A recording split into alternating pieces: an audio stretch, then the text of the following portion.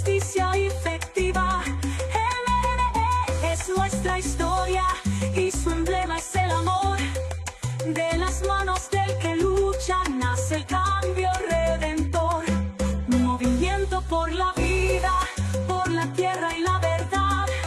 Nueva esperanza que avanza con justicia y dignidad. Por el buen vivir marchamos, por trabajo y por salud. Es el pueblo el que gobierna cuando habla con virtud.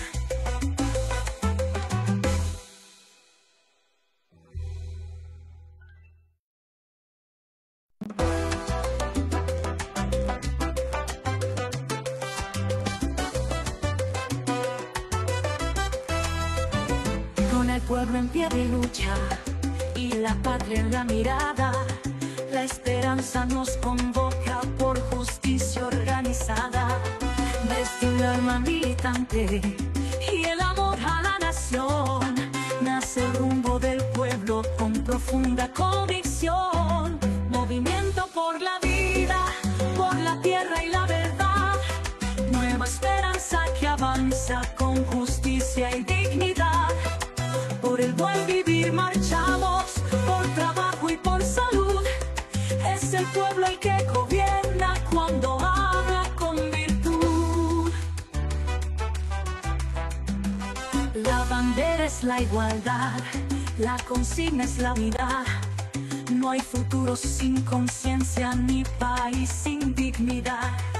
Desde el campo y la barriada hasta el aula y el taller, la esperanza organizada ya no se deja vencer. Movimiento por la vida, por la tierra y la verdad. Nueva esperanza que avanza con justicia y dignidad. Por el buen vivir marchamos, por trabajo y por salud. Es el pueblo el que gobierna cuando habla con virtud. Nuestra fuerza son los pueblos y su lucha colectiva. Nuestro rumbo es el futuro con justicia efectiva. MNE es nuestra historia y su emblema es el amor. De las manos del que lucha nace el cambio redentor. Movimiento por la vida, por la tierra y la verdad. Nueva esperanza que avanza con justicia y dignidad. Por el buen vivir marchamos, por trabajo y por salud. Es el pueblo el que gobierna cuando habla con virtud.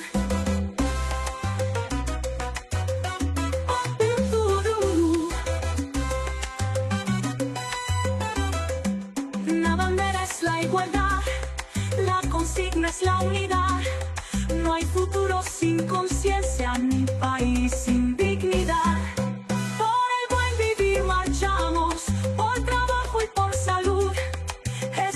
El que gobierna cuando habla con virtud.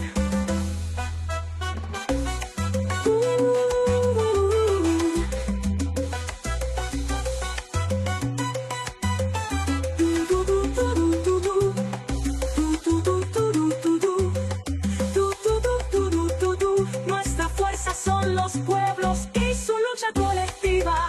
Nuestro rumbo es el futuro con justicia efectiva. El MNE es nuestra historia y su emblema es el amor.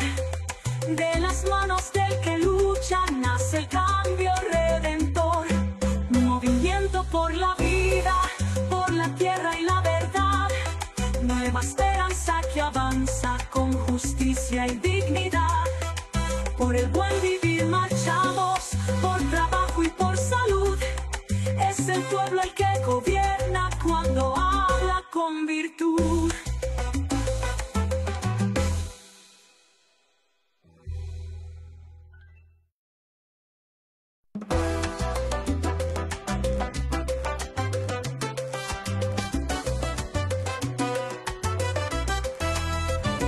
Con el pueblo en pie de lucha y la patria en la mirada, la esperanza nos convoca por justicia organizada. Desde un alma militante y el amor a la nación, nace el rumbo del pueblo con profunda convicción. Movimiento por la vida, por la tierra y la verdad. Nueva esperanza que avanza con justicia y dignidad. Por el buen vivir marchamos, por trabajo y por salud. Es el pueblo el que gobierna cuando habla con virtud. La bandera es la igualdad, la consigna es la unidad. No hay futuro sin conciencia ni país sin dignidad. Desde el campo y la barriada hasta el aula y el taller, la esperanza organizada ya no se deja vencer. Movimiento por la vida, por la tierra y la verdad.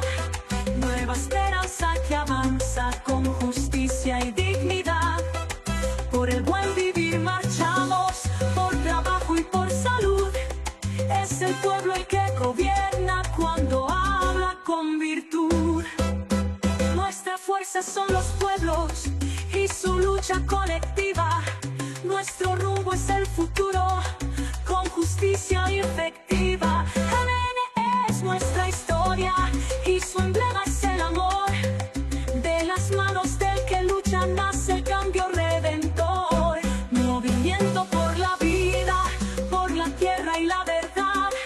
Nueva esperanza que avanza con justicia y dignidad. Por el buen vivir marchamos, por trabajo y por salud. Es el pueblo el que gobierna cuando habla con virtud.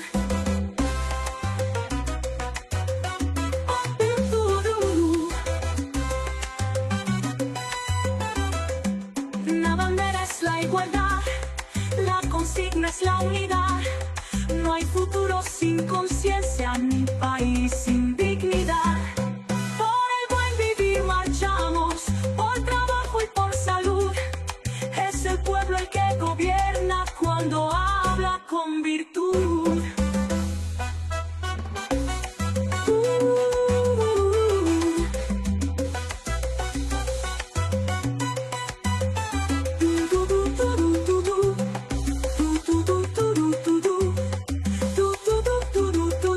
Nuestra fuerza son los pueblos y su lucha colectiva. Nuestro rumbo es el futuro, con justicia efectiva. MNE es nuestra historia y su emblema es el amor. De las manos del que lucha nace el cambio redentor. Movimiento por la vida, por la tierra y la verdad. Nueva esperanza que avanza con justicia y dignidad. Por el buen vivir marchamos, por trabajo y por salud. Es el pueblo el que gobierna cuando habla con virtud.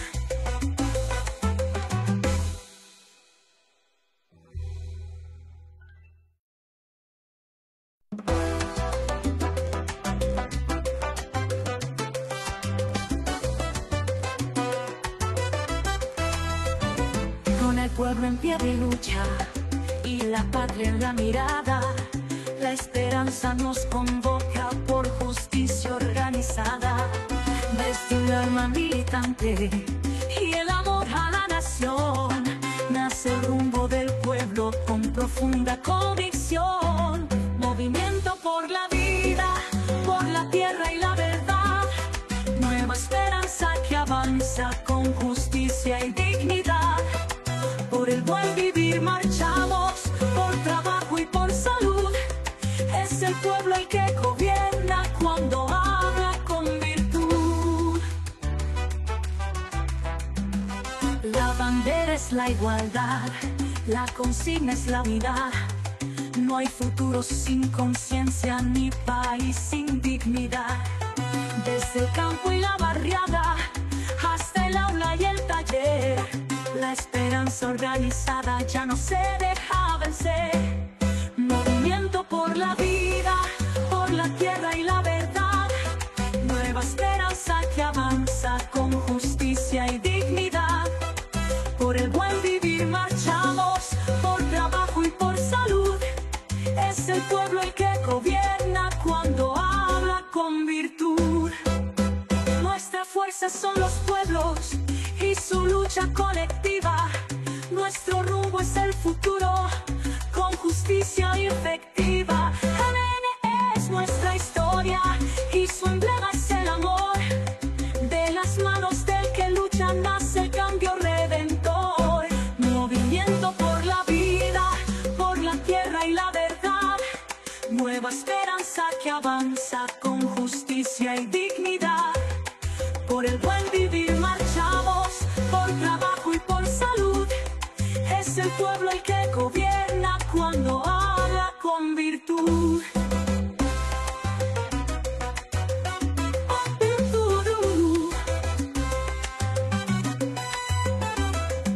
La bandera es la igualdad, la consigna es la unidad. No hay futuro sin conciencia, ni país sin dignidad. Por el buen vivir marchamos, por trabajo y por salud. Es el pueblo el que gobierna cuando habla con virtud.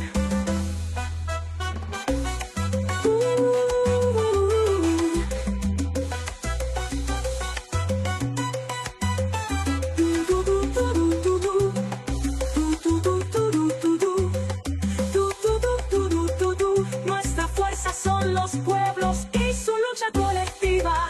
Nuestro rumbo es el futuro, con justicia efectiva. MNE es nuestra historia y su emblema es el amor. De las manos del que lucha nace el cambio redentor. Movimiento por la vida, por la tierra y la verdad. Nueva esperanza que avanza con justicia y dignidad.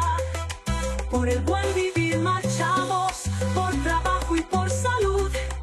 Es el pueblo el que gobierna cuando habla con virtud.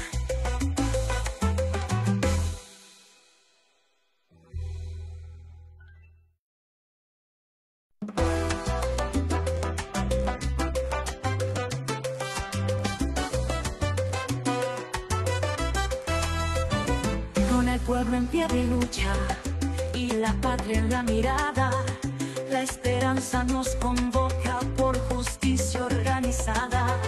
Desde un alma militante y el amor a la nación, nace el rumbo del pueblo con profunda convicción. Movimiento por la vida. Si gustan ir tomando asiento, vamos a dar inicio a nuestra asamblea semanal del Movimiento Nacional por la Esperanza. El día de hoy, 4 de agosto, nos acompañan aquí en el Presidium de Jóvenes MNE, el compañero Óscar González.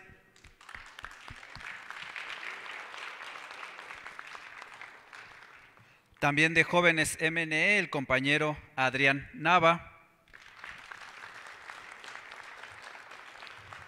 De la alcaldía Milpa Alta, el compañero Fernando Fernández. Nos acompaña desde Oaxaca el presidente municipal de San Pedro Comitancillo, Alejandro Osorio. Nos acompaña desde Veracruz nuestra compañera Anaid Violeta López.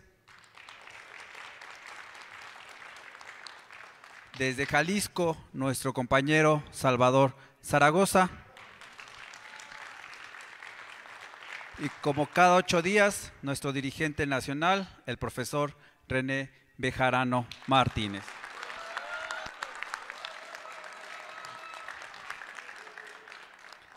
Antes de iniciar con el tema de hoy, estuve pensando qué frase o qué párrafo podría leer con respecto a lo sucedido de aquellos políticos de izquierda que viven como la derecha y que han sido ventilados. Voy a leer este párrafo que hoy publica Sabina Berman y que lo titula "Lo malo del Rolex del burócrata". Nada más es el inicio, no es todo el texto. Lo malo no es la prosperidad y sus señales, el reloj Rolex en la muñeca del burócrata de tercer nivel, la bolsa de ropa Prada del líder del Partido de los Pobres, el hotel de $4,000 la noche del legislador, el rancho de Duque del líder sindical. Lo malo es el origen del dinero con el que han sido adquiridos esos lujos, porque los ingresos legítimos y conocidos de sus dueños no dan para saldar esos lujos, y entonces el origen queda en duda. Hay quien esté interesado lo puede buscar en internet y ahí va a leer esta crítica que hace Sabina Berman. Y eso da para que hablemos del siguiente tema, que mientras el 80% de la población mexicana va saliendo día con día para aumentar sus ingresos, hay políticos que tienen discursos de austeridad, pero que no se ve reflejado en su vida cotidiana. Hace 2 semanas aquí tratamos la encuesta nacional sobre seguridad, la cual mostró una aprobación grande sobre el Plan Nacional de Seguridad implementada por nuestra presidenta Claudia Sheinbaum Pardo. Hoy hablaremos sobre otra encuesta. Esta es la encuesta de ingresos y gastos de los hogares mexicanos del 2024. La desigualdad económica de ingresos o riqueza se mide mediante indicadores estadísticos.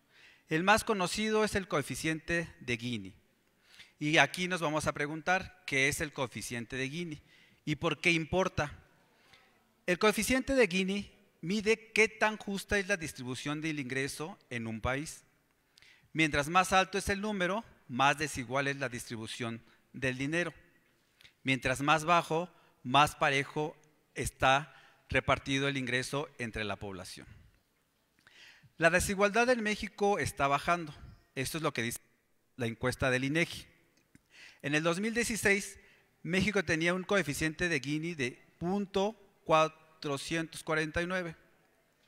Pero hoy, o más bien cuando se publica esta encuesta, que es en el 2024, gracias a las políticas sociales que se implementaron, bajó al 0.391. Dirían que es poco si lo vemos centésimas o milésimas, pero esto significa que se ha mejorado un 12.91 en solo 8 años. O sea, ha salido a la población mexicana que estaba catalogada como de extrema pobreza y que ahora ya tiene unos mejores ingresos. En el 2018, el coeficiente de Gini se ubicó en 0.426, lo que significa una reducción de 8.21% para el 2024. Es un avance importante hacia un país más justo y con menos brechas económicas. ¿Qué está ayudando a reducir la desigualdad? Los apoyos sociales están marcando la diferencia.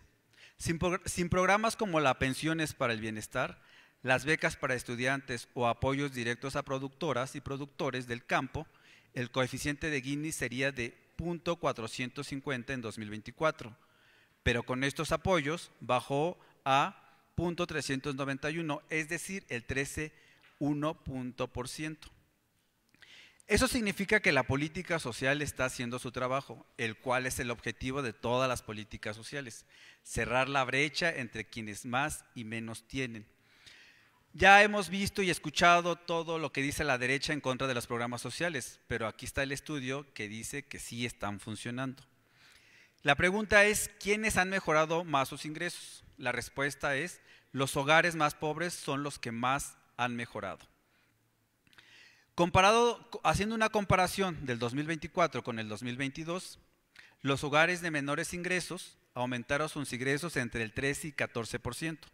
En cambio, los hogares más ricos crecieron solo 6.4%. Es decir, la brecha se está reduciendo de abajo hacia arriba. Y si miramos más hacia atrás, comparándolo con el 2018, el ingreso del 10% de la población más pobre creció 35.9%. El segundo decil subió 29.6% y el tercero 26.8%. Mientras tanto, la franja más rica solo creció 4.1%. Esto quiere decir que ya no pudieron sangrar mucho a la administración pública federal. Por eso no creció tanto su capital. Estos avances no son solo numéricos, tienen rostro y género. En comparación con 2022, el ingreso promedio de las mujeres creció 12.5%. Ojo, creció un 12% el ingreso de las mujeres mayores de 65 años.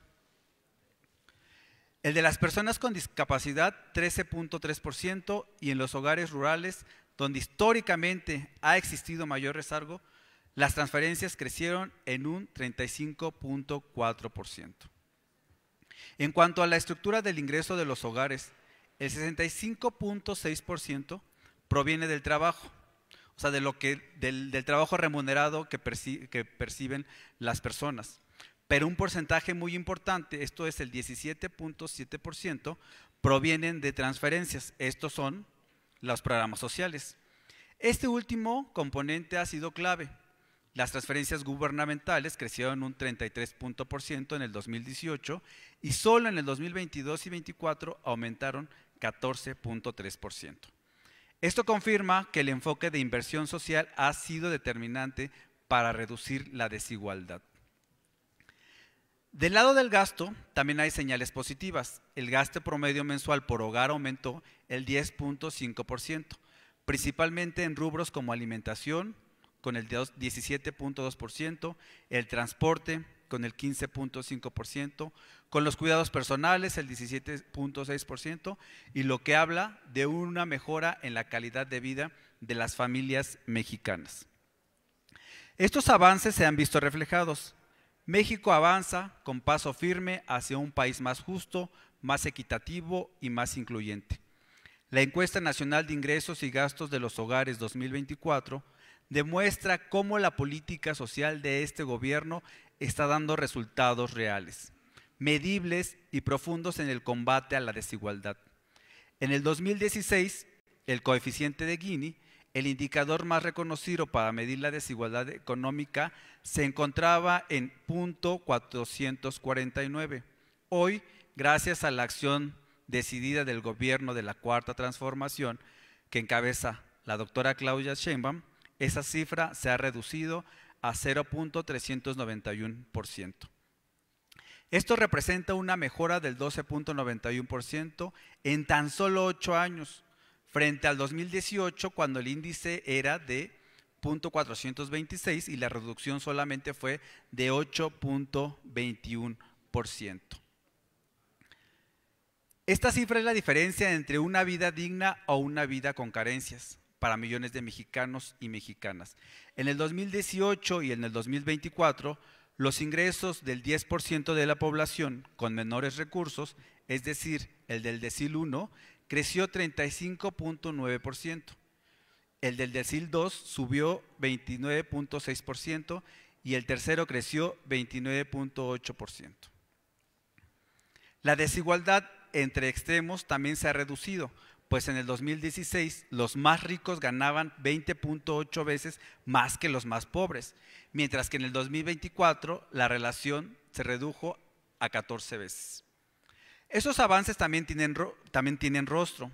El ingreso promedio de las mujeres aumentó el 12.5%, el de las mujeres mayores de 65 años creció 6.9% y el de las personas con discapacidad 13.3%.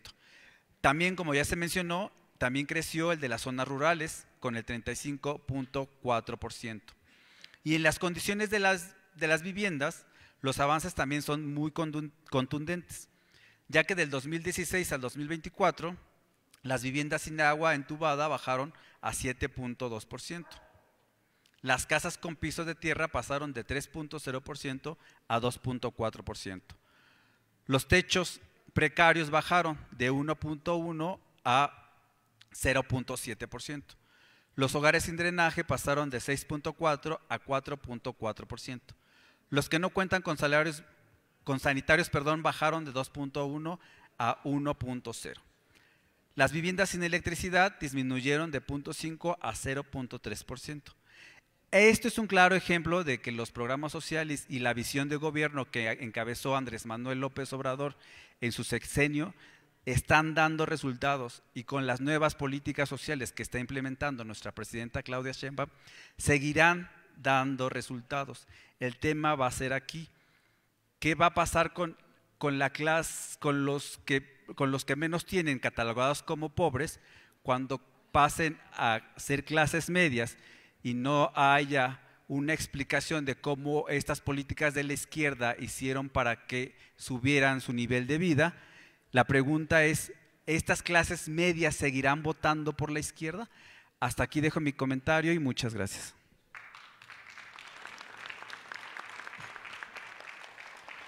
Se integraron con nosotros nuestra compañera Jenny Moreno y nuestra compañera Patricia Valdés. Bienvenidas. Ahora le cedemos el micrófono al compañero de Jóvenes MNE, Óscar González.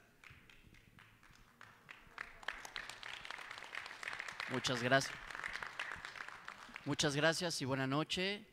Agradezco el espacio al profesor René Bejarano, así como la invitación tanto a nuestro amigo Noé Flores como a Adrián. Óscar González, me presento con ustedes de parte de la Comisión de Jóvenes, Emprendimiento e Innovación. Y me gustaría comenzar compartiéndoles una frase que me encanta, es de Albert Einstein. La frase dice: hay una fuerza motriz más poderosa que la máquina de vapor, la energía eléctrica y la energía nuclear, la voluntad. Y con esto en mente me gustaría dirigirme a todos los jóvenes de la nación, porque más allá de un discurso tradicional, quiero hablarles como alguien que cree profundamente de joven a joven. Porque ustedes, así como yo, bien sabemos que no necesitamos que nos convenzan, sino necesitamos que nos escuchen. ¿Y cómo podemos hacerlo? A través de estos espacios que nos está ofreciendo el Movimiento Nacional MNE, Nueva Esperanza. Necesitamos que nos dejen actuar, proponer, liderar y transformar, porque estamos viviendo tiempos en los que muchos intentan decirnos que todo ya está dicho y que ya todo está hecho. Pero tanto ustedes como yo sabemos que eso no es verdad, porque en cada idea que compartimos, en cada protesta pacífica, en cada emprendimiento, red social, donde se alza la voz, se está construyendo un país distinto. Y es verdad que hay mucha frustración hoy en día. Hay enojo, hay sueños que se sienten lejanos, pero quiero que escuchen algo con claridad. No hay transformación real sin juventud y no hay futuro sin una energía, sin una rebeldía y sin una creatividad. Lo que hoy necesitamos no son jóvenes obedientes, sino son jóvenes críticos, valientes y despiertos. Necesitamos que se atrevan a hacer preguntas incómodas, que se atrevan a romper moldes, que se atrevan a ocupar los espacios que históricamente nos han cerrado. Porque así, tanto ustedes como yo, no somos espectadores, sino somos protagonistas de hoy, porque ya no somos el futuro, sino somos el presente de este país. Desde las universidades hasta los barrios, desde el arte urbano hasta la ciencia, desde el activismo hasta la política, nosotros tenemos la fuerza para marcar el rumbo de este país. Y hoy propongo algo: no esperar más. No esperemos a que alguien más cambie las cosas por nosotros, no dejemos que otros decidan por nuestra generación, no permitamos que nos etiqueten como la generación perdida o la generación de cristal, porque somos una generación que va a encontrar nuevos caminos y no solo los va a encontrar, sino los va a forjar.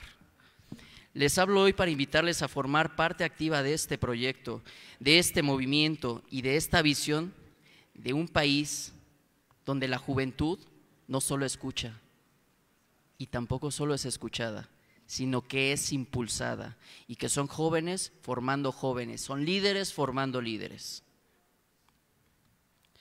Una nación que confía en sus jóvenes va hacia adelante, y una nación que no confía en sus jóvenes está condenada a repetir los errores del pasado. Porque el cambio no comienza mañana, sino comienza hoy, y comienza con nosotros.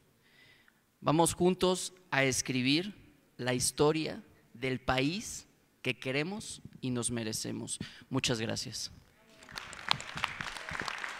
Muchas gracias, compañero Óscar González. También de Jóvenes MNE le cedemos el micrófono al compañero Adrián Nava. ¿Qué tal? Buenas noches, compañeros y compañeras, profesor Bejarano, mi estimado Noé. Yo les vengo a hablar del evento que se llevó a cabo el pasado 29 de julio en la Cámara de Diputados, el Foro Exploración Espacial, Juventud, Soberanía, Tecnología. Este evento fue un parteaguas en el ecosistema científico porque hicimos historia, nunca se había tenido a grandes mentes en el Palacio Legislativo de San Lázaro. Fue un evento único en su especie, puesto que grandes doctores como el doctor Medina Tanco, el cual lideró la misión Colmena, la cual pretende minar minerales en la Luna. También estuvo presente mi estimado Esteban, que por aquí anda, que él preside el Clúster Espacial Mexicano. Celebridades en el área científica, igual como el director del CDA, que es el Centro para el Desarrollo Aeroespacial del Politécnico. Entonces, justamente fue un evento que fue único. Le agradezco mucho aquí a mi estimado Noé por el acercamiento.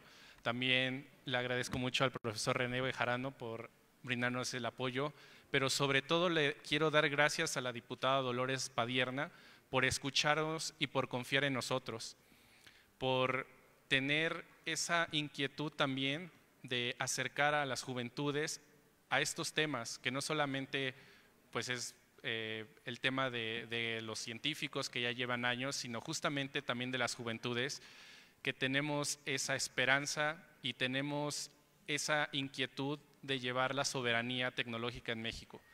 Justamente nosotros desde Jóvenes Movimientos Nueva Esperanza lo que buscamos es precisamente eso. Tenemos todo el capital humano, toda la expertise de la juventud en desarrollar estos temas, y creo que con la experiencia de las personas que nos abrieron las puertas y justo con el tema que nosotros llevamos podemos lograr que México tenga una soberanía y una democratización de la ciencia. Entonces, muchas gracias también aquí a los compañeros que estuvieron presentes, por ver estos espacios, ver de lo que se está hablando, y concluyo con eso. Muchas gracias. Muchas gracias, compañero Adrián Nava. Ahora nos vamos hasta Milpa Alta y le cedemos el micrófono al compañero Fernando Fernández.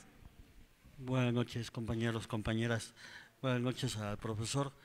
Vengo representando al Movimiento Democrático Milpaltense, en el cual se les hace una cordial invitación a una asamblea que se llevará a cabo el día 6 de este mes a las 4 de la tarde en la calle Avenida Puebla número 2, en la cual la imagen y el invitado principal es el profesor René, en el cual va a ser pues el invitado principal. Se les hace esa cordial invitación. Le agradezco al compañero Raúl, que por él estamos aquí apoyando al profesor, y sería todo. Muchas gracias. Muchas gracias por esta invitación, compañero Fernando Fernández. Ahora le cedemos el micrófono al presidente municipal de San Pedro Comitancillo, Alejandro Osorio. Muy buenas noches, tengan todos y cada uno de ustedes, estimados compañeros y compañeras. Payushi, Irabi, Checa, Nevizanaca. Yo hablo la lengua zapoteca y les estoy dando un saludo desde Oaxaca a todos, y en especial a mi estimado profesor René Bejarano. Muchísimas gracias por la invitación y por invitarnos a estos espacios.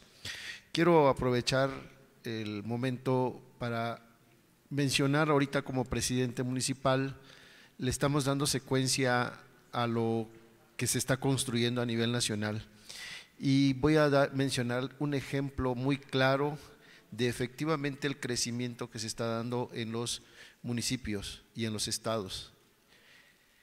El programa Sembrando Vida, en mi población tenemos 5 CACs, que son, cada CAC son grupos de personas que representan a cada una de las áreas de Sembrando Vida. Entonces, ahorita ya después de 8 años que empezó, 8 años que empezó este programa, ya está dando resultados. ¿Por qué? Cada mes nosotros estamos teniendo un tianguis de los productos que están produciendo, válgase la redundancia, los campesinos. Anteriormente nada más producíamos ajonjolí y maíz en la región.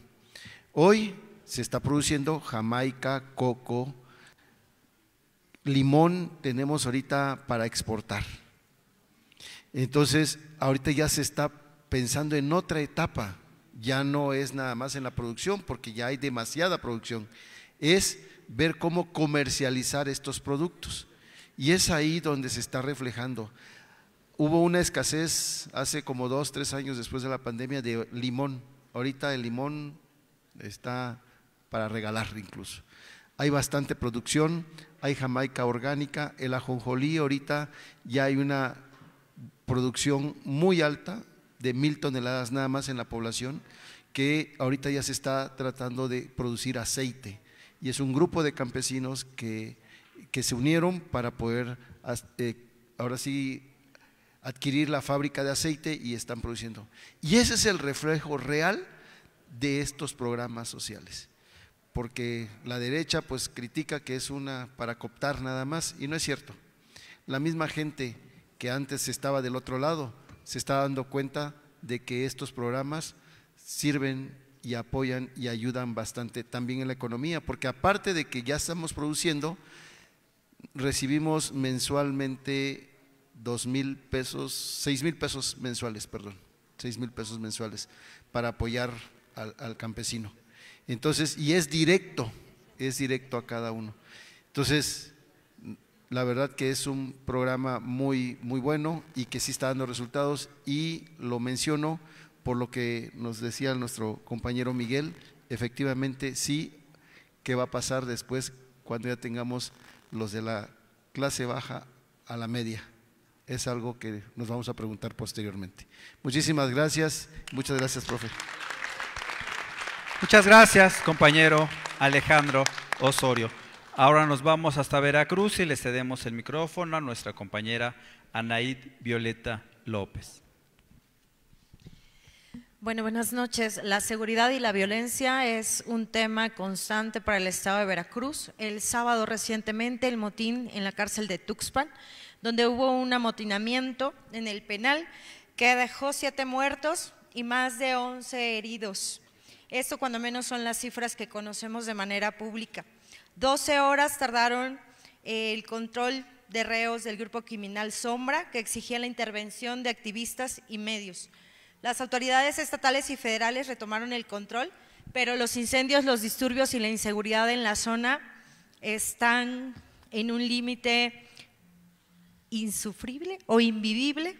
Es una zona complicada en el que muchos hablan de que pues está sobreviviendo dentro de esta situación en Veracruz. El ataque a taxistas, la violencia ha recrudecido en contra de transportistas. En Tuxpan un conductor fue herido y luego rematado en un hospital por un sicario. También el reciente secuestro y asesinato de la maestra Irma, que ha sido un caso y un tema todo nacional, tras las declaraciones de nuestra gobernadora.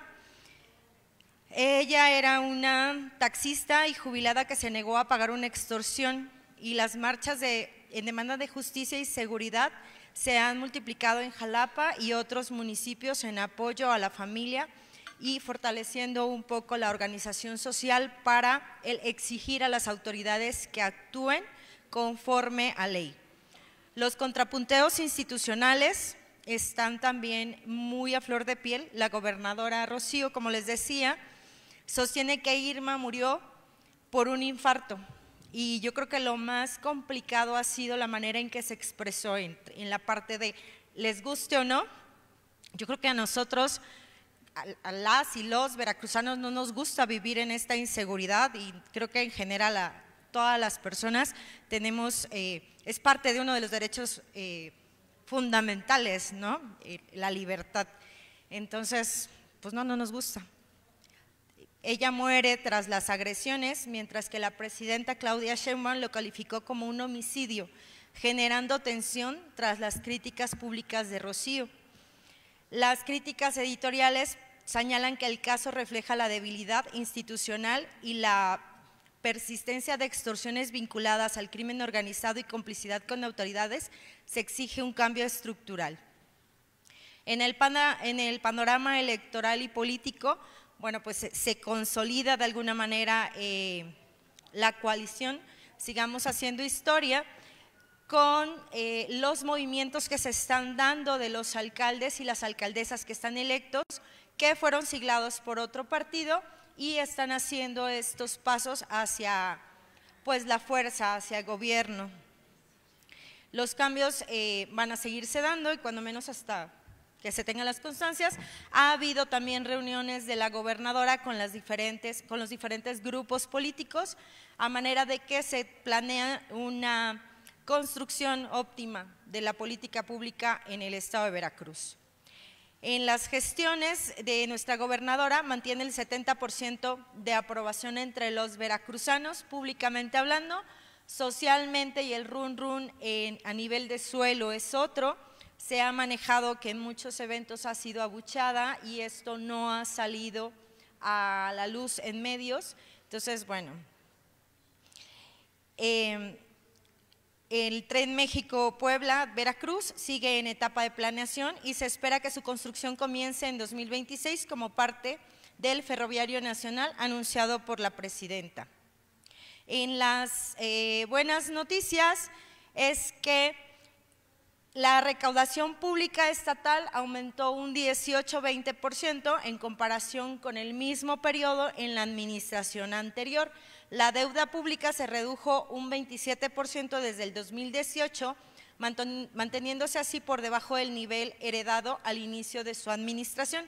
A nosotros los veracruzanos nos queda claro que el Estado no estaba en las óptimas condiciones después del paso de nuestro anterior gobernador y que nuestra gobernadora pues tenía un reto importante al heredar muchas cuestiones, tanto económicas como sociales, como políticas y como temas de inseguridad, y bueno, muchas se están explotando en sus manos, pero a muchas otras las está atendiendo de una manera muy acertada. Se eliminaron recargos atrasados de contribuyentes y se implementaron licencias de conducir permanentes gratuitas para personas de más de 50 años, así que ya saben, todas las personas que tengan más de 50 años, si quieren licencia de conducir gratuita, pueden ir a Veracruz, conseguir por allá y solicitarla. Los programas sociales son también una parte clave para Veracruz. Veracruz te abraza, integrando a migrantes que retornan y a los que se les da apoyo y acompañamiento. Es un programa muy importante por toda la movilidad que hay en este momento y Veracruz, al ser paso y ser puerto y ser además un punto de enlace con toda la República, tenemos mucho paso de migrantes.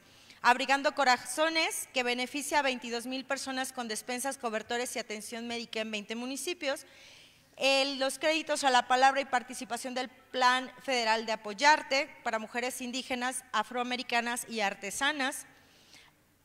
Nuestro estado, por su ubicación geográfica, tiene mucha diversidad en cuanto a personas indígenas y tenemos muchos grupos y en muchas partes del estado también grupos de afrodescendientes.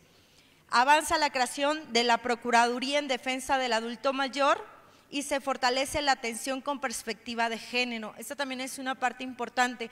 Nosotros desde adentro de las organizaciones defensoras de derechos humanos estamos incidiendo muy fuertemente en que esto se lleve a cabo, aunque a veces para las personas que llegan a pedir auxilio de manera exterior es todavía complicado porque no saben cuáles son los canales.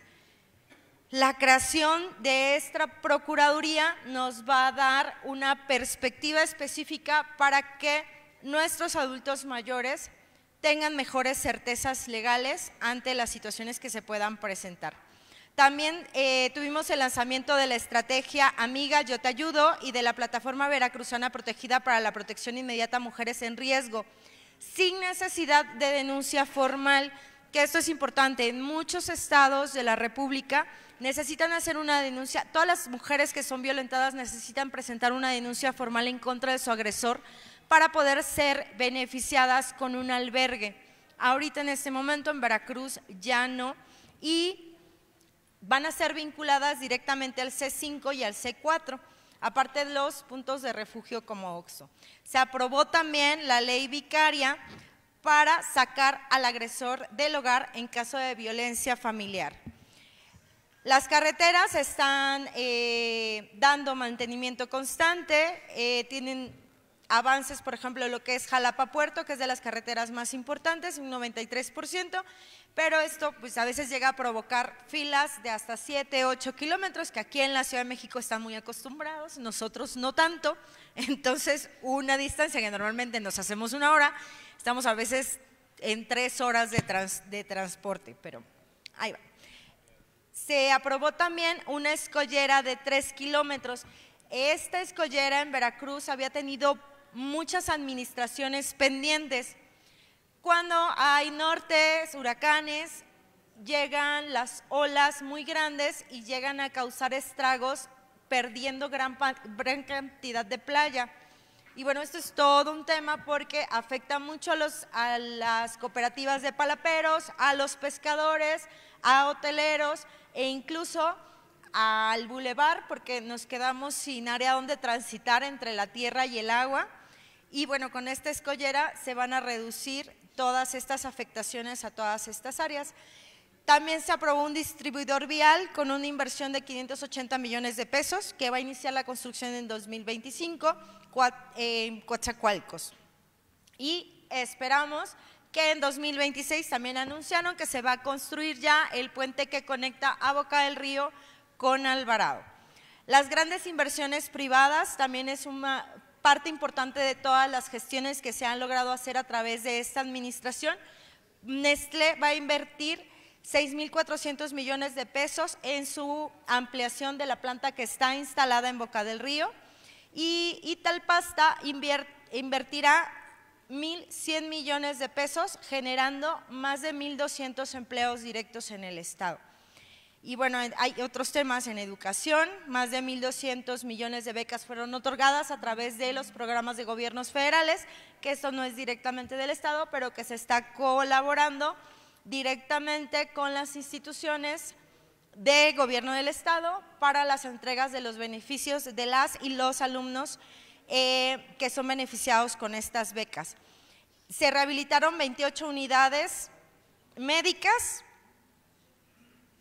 Ha habido un decremento del desabasto de medicamentos, que esta parte también es importante.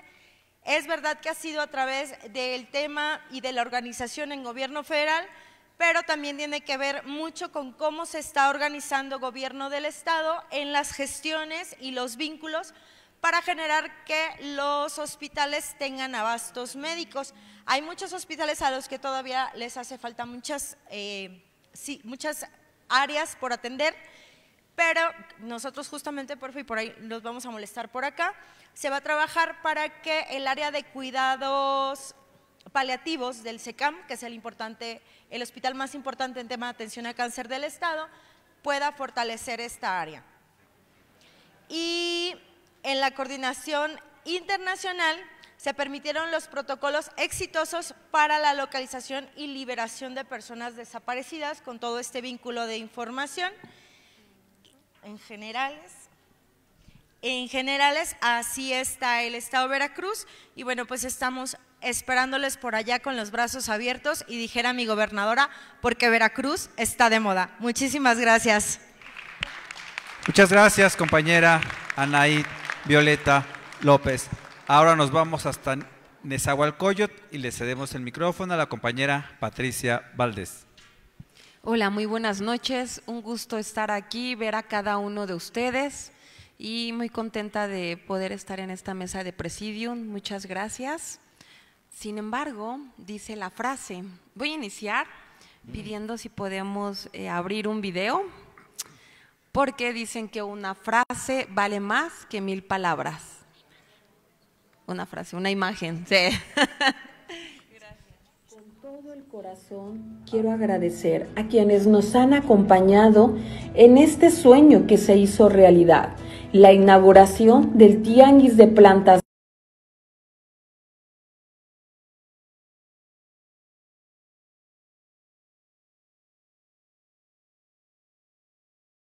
enviaste un mensaje. Ello nos impulsa a seguir floreciendo. Gracias a Movimiento Nacional por la Esperanza, porque con su respaldo, este proyecto dejó de ser una idea para convertirse en un espacio vivo de comunidad, organización y esperanza. Hoy en esa florece la esperanza y es la semilla de próximos proyectos. Gracias. Sino que además vamos a tener la gran oportunidad de construir sociedad organizada. Básicamente a eso vamos, a que este sea el pilar de una organización social ciudadana. Y gracias a la proyección, al trabajo de todos y cada uno de los compañeros, familiares e indudablemente del maestro René Bejarano, es que se logró la buena voluntad del mercado y el mercado ahora nos abre sus puertas de su salón de usos múltiples, donde vemos grandes esperanzas para ahí organizar a las personas. Y esto nos llena de mucho gusto. Así que nos gustaría que nos fueran a acompañar, es un inicio. Yo espero estarles invitando próximamente a las siguientes actividades, porque esta es la primera, con el favor de Dios, de muchas, muchas más. Gracias. Gracias. Porque realmente Nesa es ejemplar en su desarrollo social desde nuestra política de izquierda. Nesa fue el primer municipio que se volvió de izquierda a nivel Estado de México y hoy gracias a Dios está gobernando Morena. Sin embargo, siempre hay que desde la izquierda, desde las acciones, desde la organización, seguir avanzándolo y que para nosotros Nezahualcóyotl se vuelva un municipio ejemplar de desarrollo político de izquierda, social, donde dé cavidad a todos, pues es algo muy importante desde la trinchera que muy humildemente desarrollo allá en Nezahualcóyotl. Así que muchísimas gracias a cada uno de ustedes y de manera muy especial, muchísimas gracias maestro René Bejarano por hacer que la esperanza siga de pie. Gracias. Muchas gracias, compañera Patricia Valdés, y enhorabuena por este gran evento. Ahora le cedemos el micrófono a nuestro compañero Salvador Zaragoza. Bien, pues buenas noches, compañeros. Un abrazo, otra vez un gusto estar aquí compartiendo con ustedes. Gracias, profe.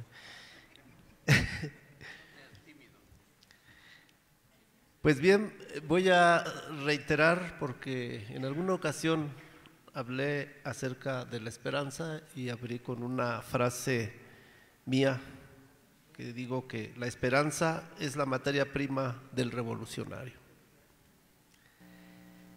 Zeus, deseando castigar a Prometeo por robar el fuego para darlo a la humanidad, ordenó a Hefesto, el dios de la fragua, crear a la primera mujer, Pandora, con dones únicos, la belleza de Afrodita, la astucia de Hermes y la curiosidad de Hera, dotándola de belleza y encantos irresistibles.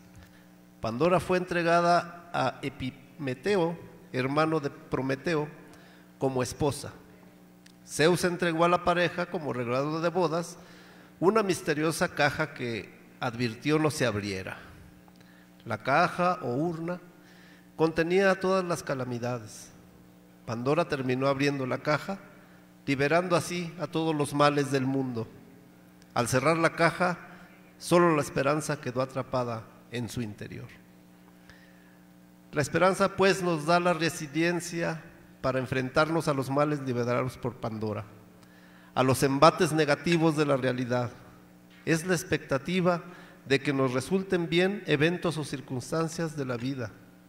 La esperanza, virtud teologal, junto con las otras dos virtudes, fe y caridad, más las virtudes cardinales o naturales, prudencia, justicia, templanza y fortaleza, corresponden a las virtudes que nos hacen mejores como personas, cuando las cultivamos. En la práctica revolucionaria, para construir los cambios sociales en busca del buen vivir general, es necesario ir al comienzo, a la raíz, a la creación de una conciencia revolucionaria. Lenin decía, no hay práctica revolucionaria sin teoría revolucionaria. Esta solamente se puede dar a través de la formación educativa. Por eso cobra vigencia la propuesta educativa de Pablo Freire, la pedagogía de la esperanza. Quiero hablar brevemente de esta propuesta. Freire plantea a la esperanza como agente para la transformación social y educativa. La esperanza como dualidad que puede ser un obstáculo o un impulso para la acción. La pedagogía de la esperanza busca educar para la acción, sin caer en el conformismo y la desesperanza, para la conciencia crítica y la construcción de un mundo más justo. La esperanza como agente de transformación y no como espera pasiva. Una educación para crear conciencia desde una visión crítica de la realidad y que capacite para la transformación del contexto social y cultural. Meta educativa que reconozca la necesidad de una utopía realista, que nos haga soñar con un mundo mejor a través de la visión crítica de la realidad y los desafíos concretos del presente. Una educación no memorística, activa, de ida y vuelta, enseñar aprendiendo, respetando los conocimientos y la experiencia de quien enseña, pero también en un diálogo que reconozca los saberes populares de los estudiantes en su condición de oprimidos, para una comprensión crítica de su realidad. La labor docente debe comprometer una renovación constante de su saber, estar capacitado para compartir su conocimiento de manera innovadora y significativa, sin caer en la simple transmisión mecánica de información. No es casual, por tanto, que gran parte de los ideólogos, dirigentes y líderes de los movimientos sindicales, sociales y revolucionarios, aquí tenemos la muestra con nuestro querido maestro, sean maestros, y que estos siempre estén a la vanguardia de las luchas sociales por la reivindicación de derechos y transformaciones políticas y sociales. A través de la educación, construir un futuro mejor. La esperanza como camino hacia la liberación, la motivación para buscar un futuro más justo y equitativo a través de la reflexión crítica, la educación y la acción social. Sigamos pues cultivando a la esperanza en lo individual y sigámosla promoviendo en lo colectivo y social. Esa es entonces nuestra gran tarea como parte de este movimiento que tiene como motivo fundamental a la esperanza, entendida como un factor revolucionario de cambio progresista y de izquierda. ¡Viva la esperanza! ¡Viva el Movimiento Nacional por la Esperanza! Gracias. Muchas gracias, compañero Salvador Zaragoza, por compartirnos esta reflexión. Ahora nos vamos a temas internacionales y le cedemos el micrófono a nuestra compañera Jenny Moreno. Muchísimas gracias, muy buenas noches a todos, compañeros, compañeras. El día de hoy vamos a las noticias internacionales, sin antes, por supuesto, dejar de agradecer el espacio al profesor para que todos sigan bien informados sobre los temas de más interés y de más importancia de los que se hablaron esta semana. Vamos a comenzar con el caso judicial de Álvaro Uribe en Colombia. Por supuesto, es un tema que no podíamos dejar de platicar. La condena del expresidente del país vecino, es decir, de América Latina, Álvaro Uribe, que fue presidente de ese país de 2002 a 2010, enfrenta ahora esta condena por fraude procesal y soborno a sus testigos. Esto constituye un evento judicial sin precedentes en su país y, por supuesto, va a tener implicaciones directas para las elecciones presidenciales del próximo año. Los posibles efectos oscilan entre el fortalecimiento de la narrativa urbista de victimización y la oportunidad para consolidar una cultura de rendición de cuentas institucional a élites históricas. Por otro lado, los sectores vinculados a la tradición uribista han interpretado el fallo como parte de una estrategia de lawfare, es decir, una persecución judicial con propósito político, reforzada desde Estados Unidos en defensa de Uribe. En cualquier escenario, esta coyuntura redefinirá la polarización política del país y planteará exigencias renovadas sobre la legitimidad del sistema judicial colombiano. Como les decía, esto va a tener impacto en cuestión de candidatos y coaliciones, ya que el fallo afecta directamente a la posición del Partido Centro Democrático, que influía en la precandidatura de figuras alineadas a Uribe. Al mismo tiempo, la izquierda y el centro político podrían intentar capitalizar la situación, subrayando la necesidad de independencia judicial y reformas institucionales.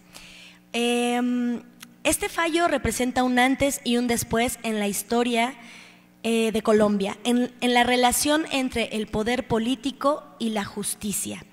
Plantea interrogantes sobre la capacidad del Estado colombiano para juzgar penalmente a exmandatarios y el impacto de los mecanismos transicionales como la Jurisdicción Especial para la Paz en casos pendientes de derechos humanos como los falsos positivos o la parapolítica. ¿Qué fueron los falsos positivos? Entre 2002 y 2008, bajo la política de seguridad democrática, varias unidades del ejército colombiano que operaron con un patrón sistemático y coordinado bajo presión y objetivo de altos mandos, asesinaron a civiles inocentes, presentándolos como guerrilleros muertos en combate, así como lo oyen. Esto permitió inflar estadísticas de bajas y ganar recompensas internas como ascensos o licencias. La Jurisdicción Especial para la Paz, de la que acabo de hablar, reconoció oficialmente 6.402 casos de falsos positivos en ese periodo.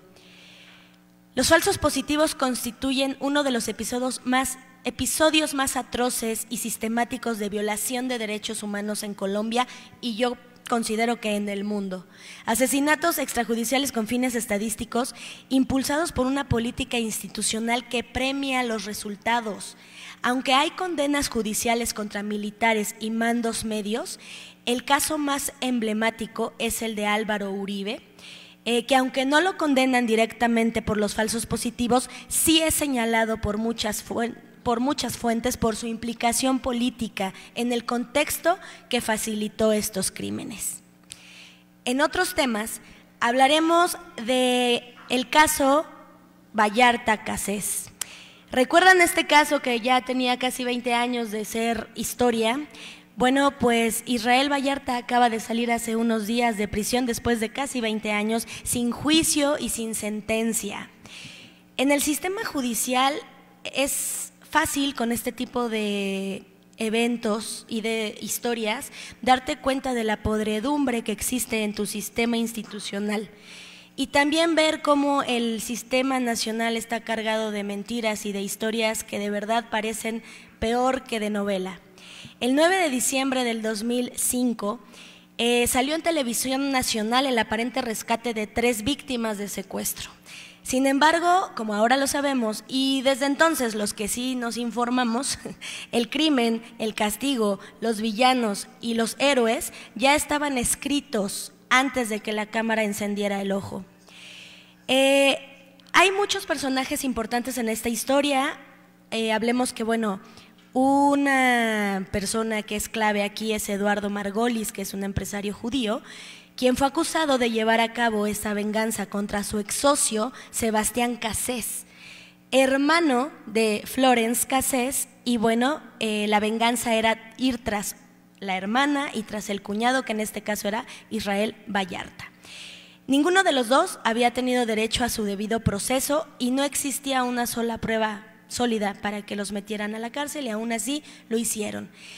Lo que existía era un libreto del gobierno necesitado de victorias reales, victorias mediáticas en su guerra contra el crimen. Esa guerra inútil y sangrienta que llevó a cabo Felipe Calderón en esos años, que convirtió en política de Estado. a costa de las instituciones, de la legalidad y de las vidas humanas inclusive. Florence salió en libertad, como sabemos, ya hace mucho tiempo, pero Israel no.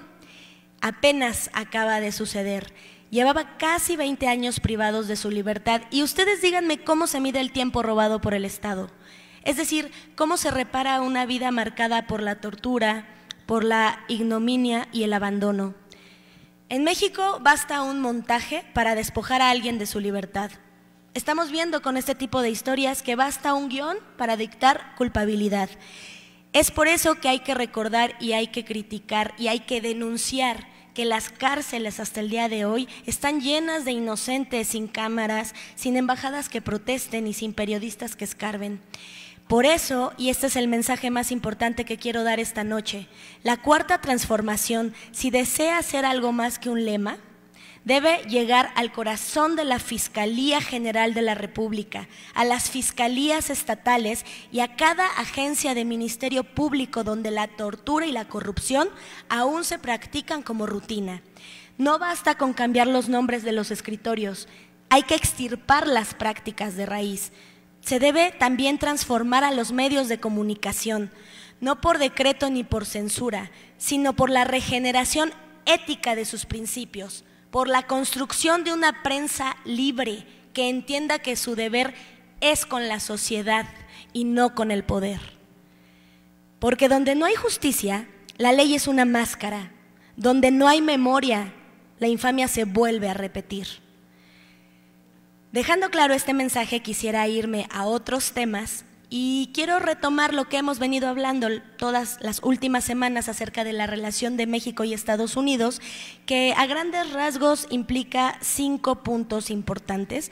Las remesas, que se mantienen como una fuente clave de divisas, que bueno, no se les ha impuesto nuevos gravámenes, pero sí persiste la amenaza de que se haga su uso como medida de presión política, como igual ya lo hemos venido platicando en los últimos días.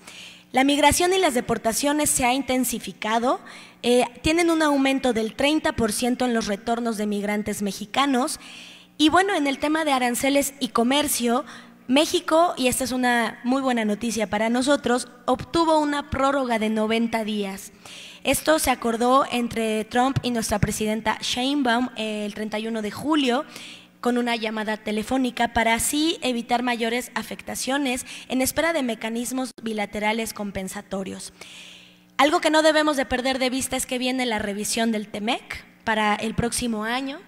Y bueno, tenemos que tener claro que hay claras señales de endurecimiento por parte de Estados Unidos ya para este momento, especialmente en normas laborales, ambientales y en solución de controversias. La seguridad, el narco y el lavado de dinero, por supuesto, también es algo muy importante entre nuestro país y el vecino del norte. Estados Unidos ha hecho acuerdos con informantes y capos menores, pero no ha tenido una estrategia integral de seguridad binacional. México, por su parte, denuncia la falta de control de tráfico de armas desde Estados Unidos, mientras el intercambio de información financiera sigue limitado para el combate al lavado del dinero. La fitosanidad y la protección que ejerce Estados Unidos con nuestro país es bastante proteccionista, no hay otra palabra. Y bueno, el apoyo del gobierno de Trump a actores de ultraderecha mexicana tampoco facilita las cosas. Así que, como siempre decimos, México debe fortalecer su economía y su política manteniendo una postura firme y multilateral para así defender su institucionalidad frente a presiones externas e internas. Por último, y para cerrar con una noticia muy agradable y muy bonita, muy emocionante, pues el logro histórico que llevamos a cabo en Singapur a través de Osmar Olvera, nuestro clavadista mexicano que a sus 21 años ganó la medalla de oro en el masculino trampolín de 3 metros. No es para menos este aplauso, dado que derrotó a 2 leyendas chinas, Cao Yuan y Wang Songyuan, Los dos con varios puntitos abajo de nuestro campeón y bueno, esta victoria rompió una prolongada hegemonía china de 20 años. Es decir, China estaba invicta desde el 2005. No ganaba nadie que no fueran los chinos y eso lo rompió Osmar Olvera. Este chico ya suma 8 medallas en campeonatos mundiales, lleva 2 de oro, 5 de plata y 1 de bronce. Entre París 2024, Doha 2024 y Singapur 2025 se está convirtiendo en uno de los clavadistas más laureados en la historia de nuestro país. No olvidemos, por favor, que él empezó su carrera con apenas 17 años. Desde los 14 años su entrenadora Ma Jin, china por cierto, trabajó muy enfocada en él, la cual también fue entrenadora de Paola Espinosa, quien también ganó oro mundial en 2009. Y les comentaba que nuestro campeón empezó a los 17 años en los Juegos Olímpicos de Tokio. En París 2024 ganó su medalla de bronce en la competición individual y plata en los sincronizados junto a Juan Celaya, otro nombre que también no debemos olvidar. Su objetivo ahora es alcanzar una medalla de oro en los Olímpicos de Los Ángeles 2028. Yo la verdad es que estoy muy emocionada, creo totalmente en que lo va a lograr y lo está haciendo porque se está consolidando en el circuito mundial. Y por supuesto que él ha declarado en varias entrevistas que quiere seguir desafiando este dominio asiático que se había tenido en los últimos años, con la total intención de convertirse en nuestro primer mexicano en lograr el oro en las Olimpiadas. Muchísimas gracias por su atención. Esto es todo. Muchas gracias, compañera Jenny Moreno. Ahora le cedemos el micrófono a nuestro dirigente nacional, al profesor René Bejarano Martínez. Gracias, compañeras, compañeros. Buenas noches a todas y a todos los que están aquí presentes, al par de jóvenes de poca edad, a los otros jóvenes de avanzada edad. Muchas gracias por su participación.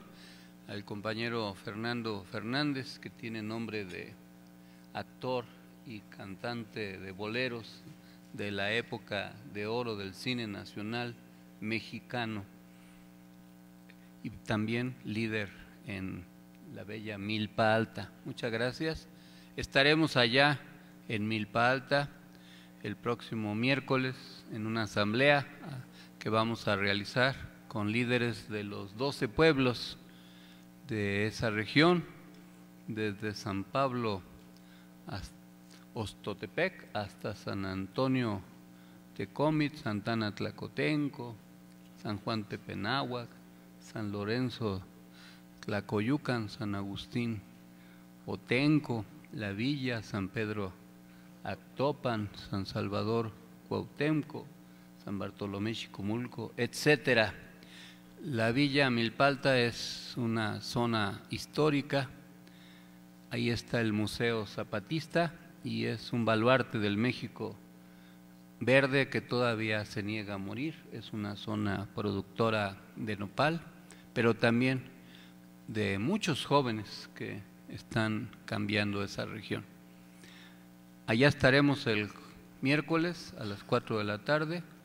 Ahí está la convocatoria en la presentación, si nos quieren acompañar, de allá de Tláhuac, de Xochimilco, de las zonas cercanas, será un gusto. Gracias a nuestro compañero de Oaxaca, presidente de Comitancillo, muchas gracias. En Oaxaca ya le van a cambiar al istmo de nombre y se va a llamar Sismo de Tehuantepec, porque ahí tiembla muy seguido a propósito de la cercanía de las fiestas de San Goloteo, que se celebra el 19 de septiembre, un santo muy movido que también se celebra aquí en la Ciudad de México. Gracias a Jenny por sus aportaciones siempre muy valiosas de materia internacional, a Anaí de Veracruz, a Patti de la hermana República de Ciudad de Nezahualcóyotl, a Chava por renovarnos la esperanza y a todas y a todos ustedes. Vamos a seguir recorriendo el país, estamos afinando la estrategia para ir a Guerrero. Con la diputada Evangelina Moreno estamos preparando un viaje a Baja California. Saludo desde aquí al compañero Daniel Obando que nos acompaña. Y lo mismo a otras entidades de la República, así como a las alcaldías de aquí de la Ciudad de México. A fines de septiembre iremos a Álvaro Obregón y así a los lugares en donde sea posible participar. Muchas gracias a ustedes por participar, estar presentes. Muy buen evento el de los jóvenes en la Cámara de Diputados, muchas felicidades. Esperemos que nos acompañen el día 20 de septiembre, sábado, en la Asamblea Nacional, que va a ser en el Foro Aztlán. Como ya les habíamos platicado, tiene 3 momentos ese evento, de 2 a 4 es un convivio con motivo de las fiestas patrias, de 4 a 6, 6 y media es la asamblea, y luego vamos a hacer una noche mexicana que empezará a las 7 y hasta que nos corran de ahí o el cuerpo aguante. Les invitamos a toda la jornada, no nada más a la noche mexicana, sino que nos acompañen. Lo más importante es la asamblea porque vamos a preparar la estrategia rumbo al 2027, que es lo que sigue en nuestra ruta de trabajo político. Tenemos varios temas que comentar, además de los que ya comentaron varias y varios compañeros. Las medallas que lograron Mía y Lía en el Mundial de Deportes Acuáticos que se desarrolló en Singapur, la posible regulación del uso de la inteligencia artificial, que es un tema de actualidad, el cuidado que se está teniendo para evitar que crezca el brote de sarampión, el tema de las vacunas en México debido a la producción del biológico y el retraso que ha habido, pero que ya se está atendiendo. El comentario que hizo la presidenta Claudia Sheinbaum acerca de que la empresa española Iberdrola decidió venderle a otra empresa española conocida como Cox sus acciones en México, una decisión entre empresas que no tiene que ver con una resolución gubernamental. En la intervención anterior, Jenny ya habló del caso de Israel Vallarta y su liberación. Yo escribí un artículo que lo subí a los chats, lo mandé anoche, y ojalá lo puedan leer acerca del tema y cómo se puede interpretar este asunto. Solo quisiera agregar que el efecto corruptor que tuvo el montaje impidió saber la verdad de los hechos. Pudiera haber indicios de cierta culpabilidad. Quizás lo que debió haber sido es que la autoridad policíaca y luego la judicial debieron haber actuado con profesionalismo. Si había un delito, detener a los responsables, presentarlo ante la agencia del Ministerio Público y después ante el juez, con las pruebas que acreditaran la flagrancia supuesta, y ya después, en todo caso que eso se hubiera hecho, darlo a conocer en los medios de la comunicación. Pero se siguió el proceso exactamente al revés. Primero se hizo un show, un montaje, que desvirtuó todo el hecho y se convirtió en un tema político, incluso de carácter internacional, con una gran irresponsabilidad de las autoridades policíacas, judiciales y desde luego también de los medios de comunicación. Este es un episodio que vale la pena comentar porque no es el único. Siguen habiendo muchos montajes de televisivos y en las redes sociales, muchas noticias falsas, se manipula la verdad, se miente con imágenes y eso genera muchos efectos indeseados. Hay que ser muy críticos acerca de lo que vemos, de lo que escuchamos y de lo que nos llega como información, porque pueden ser mentiras fabricadas como verdades para intereses oscuros o de carácter ideológico. En fin, es un tema. Empieza el tema de la reforma electoral. Este es un tema que es lo que faltaría para avanzar en la cuarta transformación. Este asunto se intentó durante el gobierno de López Obrador, pero no fue posible que avanzara por dos razones principales. Primero, porque no había la correlación de fuerzas legislativas necesarias para hacer una reforma constitucional que implicaba tener cuando menos 2/3 de los votos presentes en cada una de las sesiones de las dos cámaras de diputados y de senadores para poderla aprobar, y luego la mayoría de los congresos locales y ser enviada para su promulgación. Eso no era posible por la presencia que tenía la oposición, sobre todo en el Senado, pero también porque hubo muchas resistencias tanto al interior de Morena como de los partidos aliados, en ese entonces el Partido Encuentro Social, el Partido Verde y el PT, de esta reforma. Tenemos que ver ahora la posibilidad o la viabilidad de hacerla y entender los obstáculos que eventualmente se van a presentar. Para ello sí es bueno, aunque sea de manera somera, tener una visión histórica de lo que ha sido el sistema electoral mexicano y el sistema de partidos políticos en diversos momentos.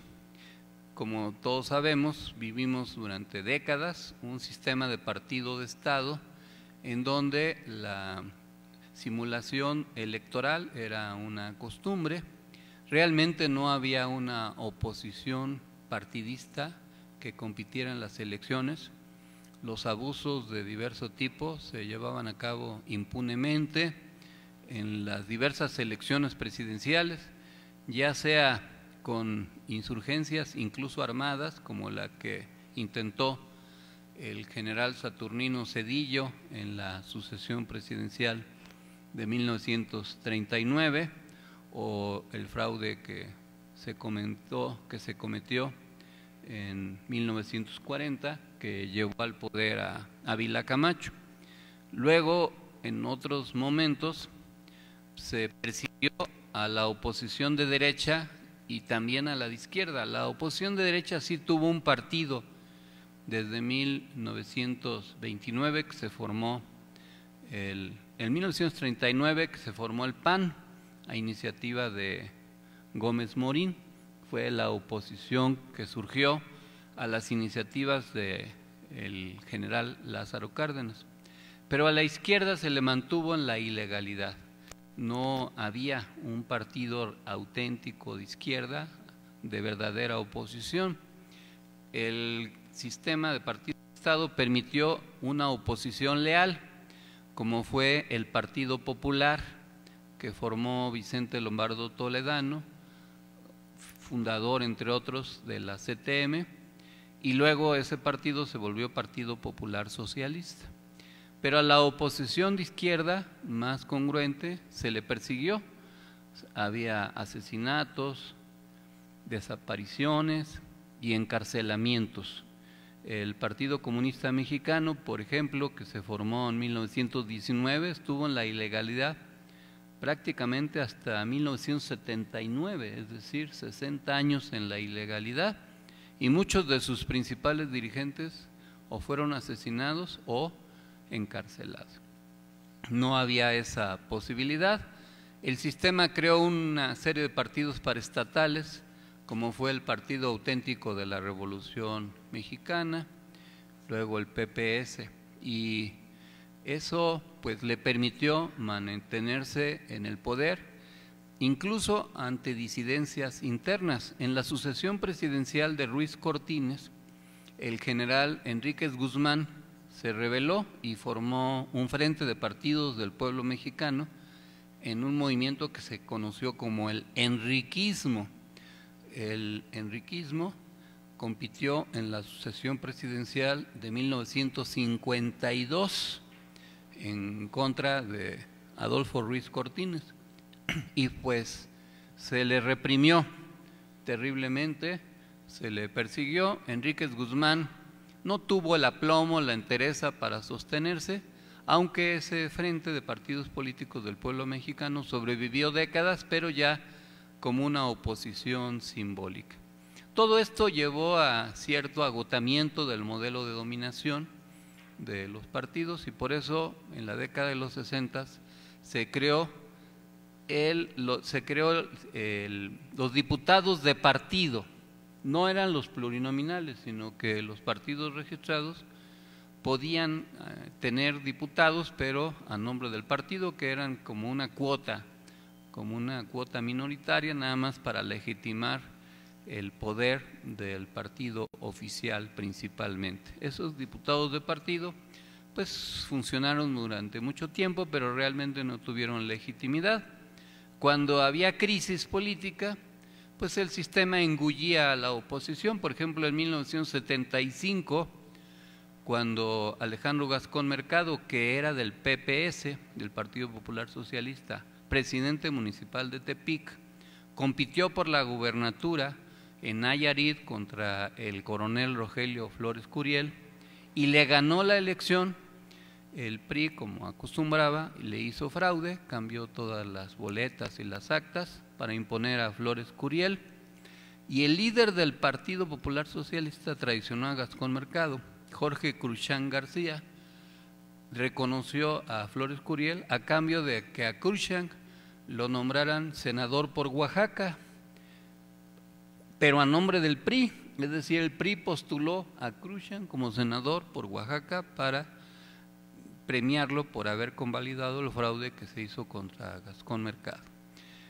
Luego vino la crisis política del 68, la represión que se repitió en el 71 y el modelo se fue agotando también por la crisis de finales del sexenio de Luis Echeverría, que como ustedes recordarán terminó en 1976, y en el sexenio de López Portillo, con Jesús Reyes Heroles, se convocó a algunas mesas y se hizo la reforma política del 1978. Esa reforma política pues permitió registrar nuevos partidos. Por ejemplo, se le dio el registro al Partido Comunista Mexicano, que luego obtuvo a través de una coalición de izquierda una fracción parlamentaria. Curiosamente, uno de los diputados electos de esa coalición parlamentaria fue Pablo Gómez, que es uno de los legisladores más antiguos de sobrevivientes de aquella época. Y a partir de ese tiempo se empezaron a hacer algunas reformas paulatinamente.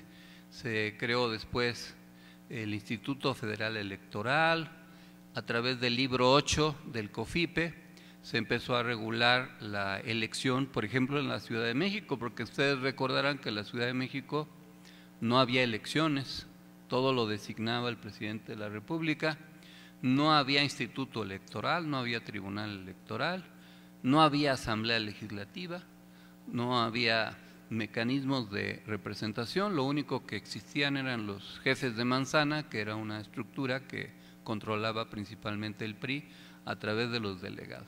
Fue una lucha que fue abriendo espacios de representación hasta que se fue modernizando ese sistema político, se fue cambiando, después con el tiempo se creó el Consejo General del INE, que originalmente era un INE ciudadano, en donde entre otros, por ejemplo, participó Miguel Ángel Granados Chapa, aquel reconocido periodista, y otros muchos participaron en ese proceso y se fue modificando el sistema, pero el PRI siempre buscaba mantener el control. Vino la crisis electoral del 88, el fraude que se cometió contra el ingeniero Cárdenas, y eso hizo necesario otra reforma electoral que permitiera pues más transparencia, que se cuidaran más los votos. Por ejemplo, aunque ustedes no lo crean, en la elección del 88, que dio por ganador a Carlos Salinas, nunca se supo los resultados casilla por casilla, solo las sumas. Y dijeron, ganó Salinas por tantos votos, perdió Cárdenas y ya, pero ¿y cuántos sacó en cada casilla? Pues no se podía, porque obviamente eso iba a desnudar el fraude. Y para justificar, tuvieron la osadía de quemar los paquetes electorales. Así fue. Ese es el sistema. Ahora que los priistas se quejan de antidemocracia y todo eso, pues habrá que recordarles todo su pasado. Y con el tiempo, pues se ha venido afinando y modificando el sistema electoral mexicano, el sistema de partidos. Es mejor porque ha permitido muchos cambios, e incluso gracias a la presión ciudadana, pues permitió que la izquierda llegara al poder. Pero la pregunta es, ¿el sistema electoral que tenemos es el que se requiere para México o es necesaria una reforma electoral más profunda? El presidente López Obrador lo intentó, no se pudo, no se logró ni siquiera modificar de fondo el Consejo General del INE, y acuérdense que la derecha sacó toda una campaña para defender al INE, y ahora está el tema nuevamente en la palestra, en el escenario. ¿Cuáles son los aspectos sobre los cuales se tendrá que discutir, además de los antecedentes históricos? Pues en primer lugar, la reducción del gasto electoral y las prerrogativas de los partidos. El sistema electoral mexicano es de los más caros del mundo. No solo se gasta en cada elección, sino que los partidos tienen grandes cantidades de dinero que manejan muchas veces con discrecionalidad, y hay prerrogativas federales y estatales. O sea, los partidos registrados reciben prerrogativas, financiamiento público a nivel federal y también a nivel local.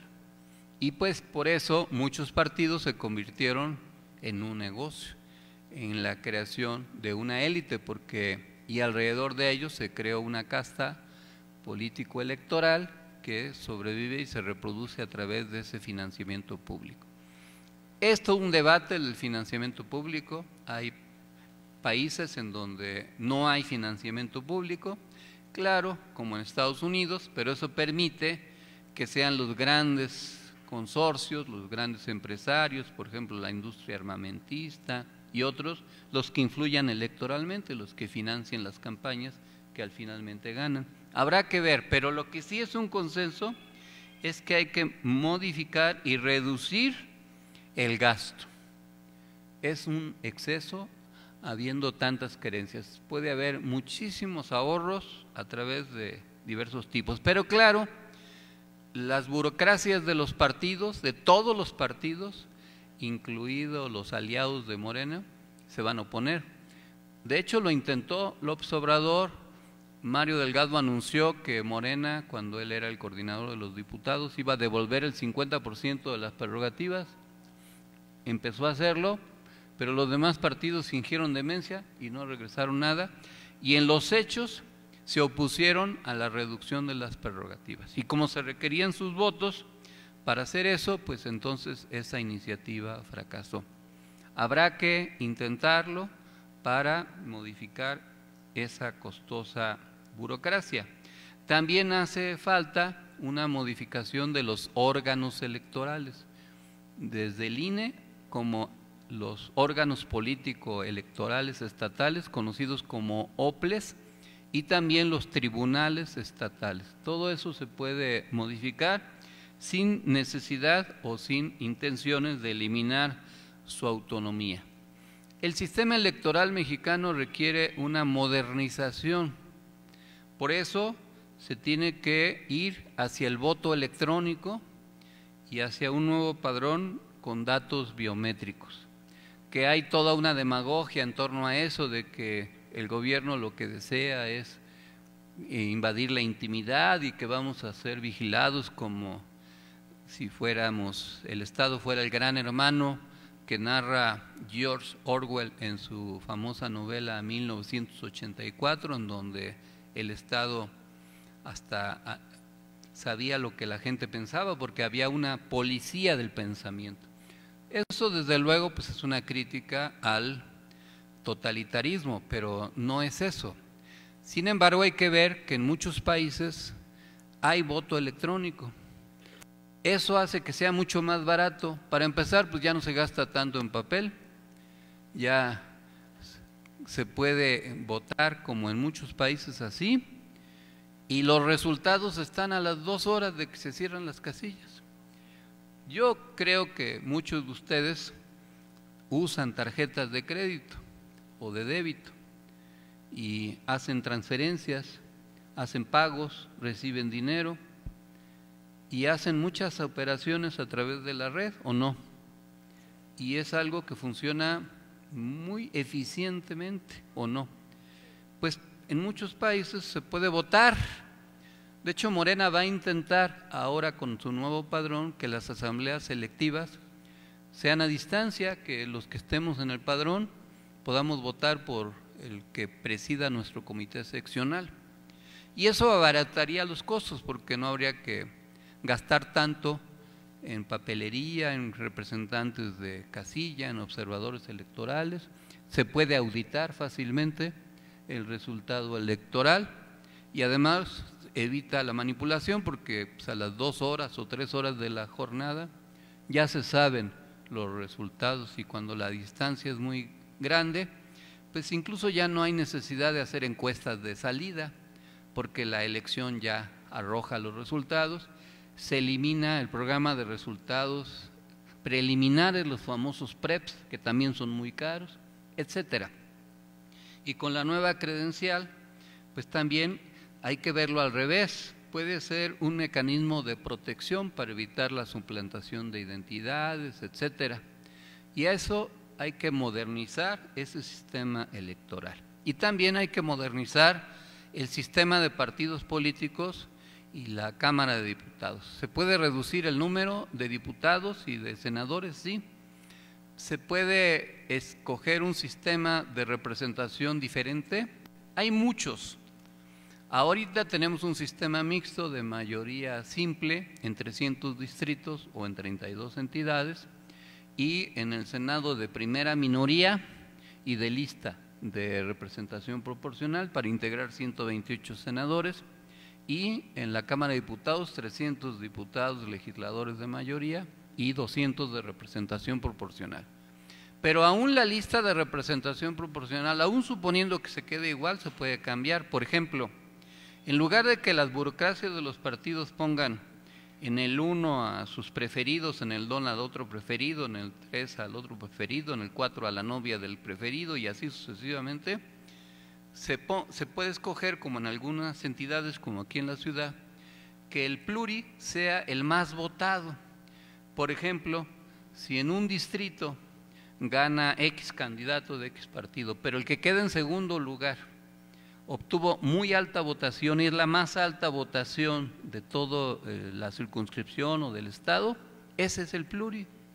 Y entonces se premia al que hizo campaña, al que tiene representación, al que gana, y eso le quita a los partidos el control de las representaciones proporcionales. Pero claro, las burocracias partidistas que se reproducen a través de ello, porque la mayoría de los líderes de los partidos se han reproducido.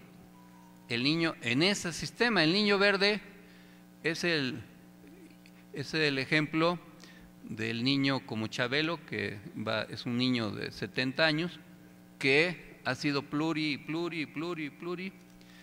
permanentemente. Pero lo mismo Alberto Anaya, es plurinominal por los siglos de los siglos, sin amén, porque parece ser que va a ser eterno, y hay una gran cantidad de legisladores que en esa vía están, y los que hacen las campañas, los que obtienen los votos, no siempre resultan electos, aunque saquen mucha alta votación. Ese sistema de representación proporcional también tiene que ver con las mayorías calificadas. La oposición quiere eliminar el requisito de los 2/3 y lo quiere elevar para que la 4T ya no pueda reformar la Constitución con el 2/3 de los integrantes de las cámaras, y lo quiere elevar a 3/4, claro, para que ya no se pueda modificar. Eso es absurdo. Pero lo que sí es cierto es que hay que ver la manera de que la integración de los órganos o de los órganos electorales o del poder obedezca a los votos. Los sistemas electorales a veces son absurdos. En Estados Unidos ha sido presidente una persona que obtuvo menos votos que el que perdió. ¿Cómo puede ser eso? Pues así ha pasado, así ha sucedido. Es decir, con el sistema que tienen, en donde el que gana un estado, gana todos los electores, como es un sistema indirecto, ganas los donde hay más electores, y entonces aunque tengas menos votos, pero ganes los estados donde hay más electores, ya con eso ganas la mayoría en el colegio electoral, y pues resulta que un presidente obtuvo 6 millones de votos menos que el que perdió, pero resultó presidente por ese sistema de elección indirecta. También hay sistemas que pueden ser de representación proporcional pura. Por ejemplo, España no es así, pero puede ser, se acerca porque en España se adultera por las autonomías, pero en España, si un partido tiene el 30% de los votos, tiene el 30% de los diputados. Entonces, y llega hasta el 30%, y entonces es más exacta la representación, pero ahí hay una característica, que es una república parlamentaria, es decir, que quien gana el Congreso, gana la presidencia y es el primer ministro, es un sistema distinto. México pudiera tener eventualmente una república parlamentaria en donde el presidente sea electo por la mayoría de los legisladores, o bien, como sigue existiendo ahora, una elección de voto universal, directa y secreto. Hay muchas cosas que hay que modificar, como la equidad de género, las acciones afirmativas para jóvenes, pueblos originarios, de la diversidad sexual, y garantizar que no haya simulación, porque luego se disfrazan de indígenas, hasta se declaran gays con tal de ser diputados, aunque no lo sean, y no hay manera de hacer pruebas de verificación exacta de si alguien si realmente es gay o lésbico o es un viejo lesbiano nada más y no tiene verdadera identidad de ese tipo. Pero, y también hay quien se disfraza de pueblo originario, si hasta Xóchitl se disfrazó de indígena, pues imagínense un legislador. Eso hay que hay que verificarlo. Ya ven por andar hablando de Xóchitl lo que me pasa. Está el tema de la reelección, ese es todo un tema. Ahora, a propósito de que Bukele promovió su reelección indefinida y la prolongación de su mandato, es un tema que atraviesa a los partidos de derecha y de izquierda. En los sistemas políticos eso se acostumbra y no siempre es democrático. En la declaración de Cartagena, famosa declaración de Simón Bolívar, previsoriamente él se pronuncia en contra de la reelección, y paradójicamente en donde se ha instaurado la reelección indefinida es en Venezuela, que es un gobierno de izquierda. También hay reelección indefinida en Nicaragua, país vecino a El Salvador, que ahora lo ha acordado. Y aunque Cuba tiene un sistema diferente, pues también ahí los mandatarios son sempiternos. En México vivimos un trauma histórico porque el porfiriato y la reelección sucesiva de Porfirio Díaz y el lema de sufragio efectivo, no reelección, pues permeó ideológica, política y culturalmente. Es una decisión sabia, aunque los sistemas luego se van modificando para hacer lo contrario de lo que originalmente decían. A propósito de George Orwell, que ya les narré uno de sus libros, hay otro que se llama La rebelión en la granja, en donde los animales se rebelan contra los humanos, adquieren conciencia de razón, se rebelan y hacen un gobierno de los animales. Y eligen a un cerdo, dicen que los cerdos son muy inteligentes, como líder, que se llamaba Bola de Humo. Y elaboran una constitución en donde en la constitución se promulga que todos los animales son iguales. Pero ya ven cómo es el poder y la discordia y las ambiciones.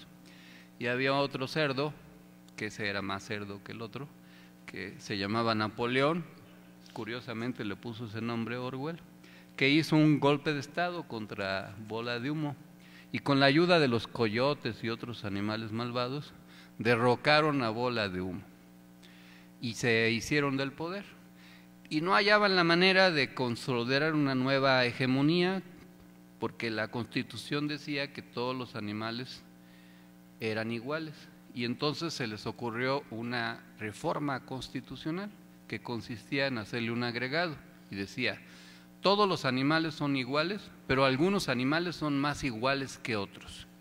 Y con eso ya pudieron legitimizar la desigualdad. Pues en México, para oponerse a la reelección, nada más cambiaron una coma.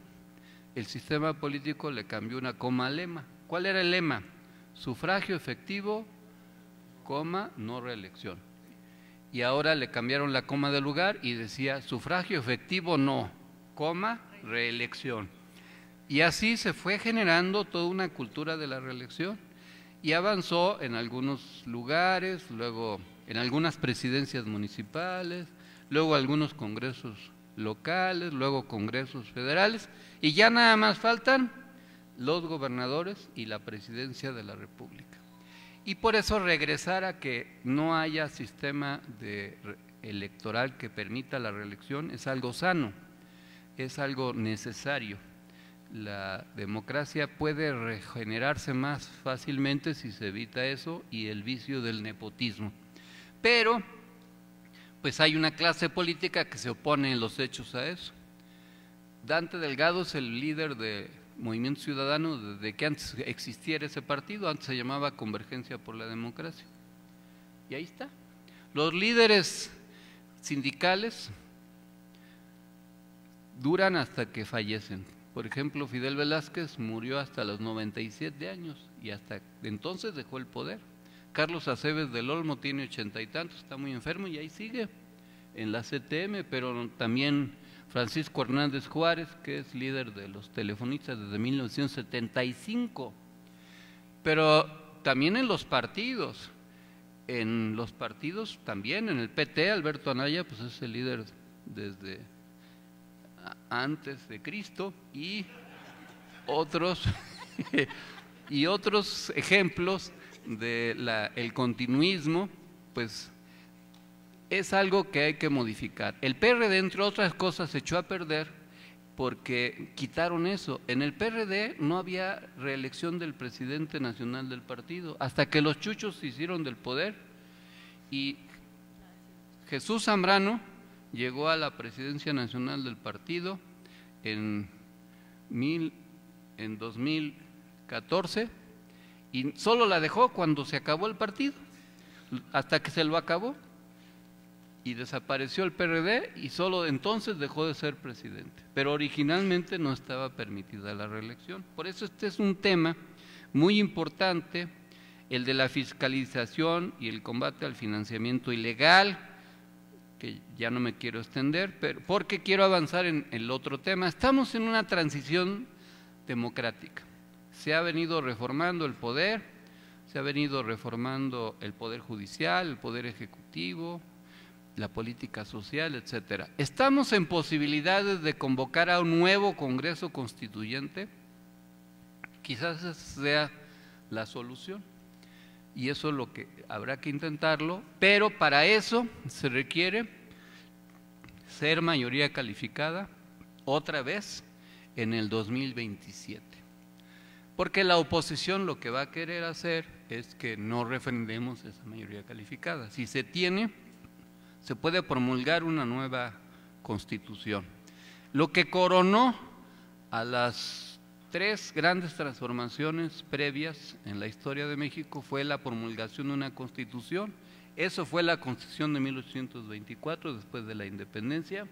Esa fue la Constitución después de la Reforma, esa fue la Constitución de 1917 después de la Revolución.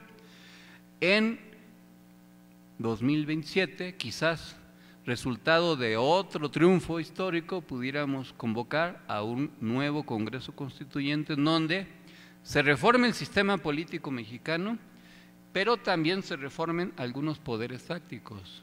En el nuevo constituyente se podría abordar la reforma de los medios de comunicación, por ejemplo, que son un poder fáctico enorme que sobrevive y que está agazapado.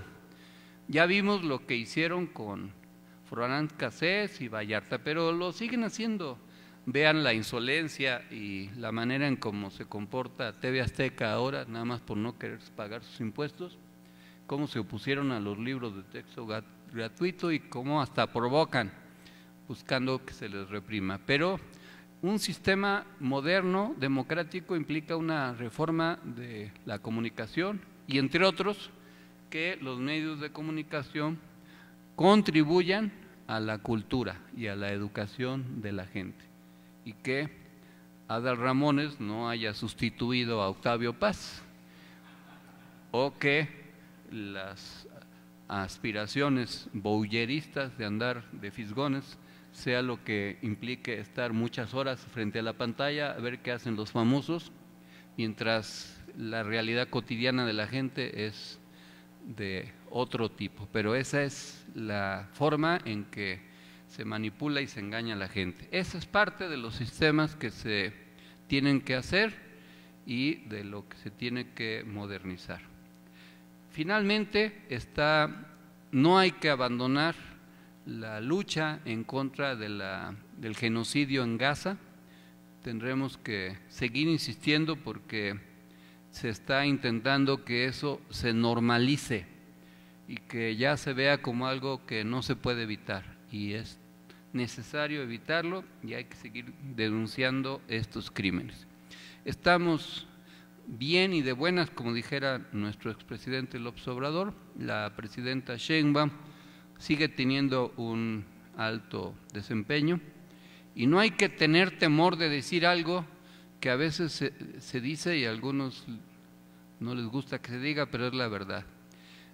En muchos temas Claudia Sheinbaum está desempeñándose mejor que López Obrador y eso no tiene nada de malo.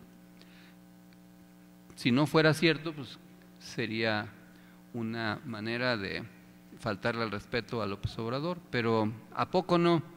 La presidenta está teniendo hasta ahora un desempeño mucho mejor, con retos de diferente tipo, pero lo que comprueba una verdad que siempre hemos defendido, que las mujeres cuando tienen oportunidad de tener acceso al poder, con frecuencia lo hacen igual o mejor que muchos hombres, ¿o no es cierto? Por eso hay que seguir apoyando a las mujeres, seguirlas empoderando para que sigamos avanzando. ¡Vivan las mujeres! Muchas gracias, compañeras y compañeros. ¡Viva el MNE! ¡Viva! Gracias. Y para concluir nuestra asamblea semanal, nos ponemos de pie para entonar nuestro glorioso himno.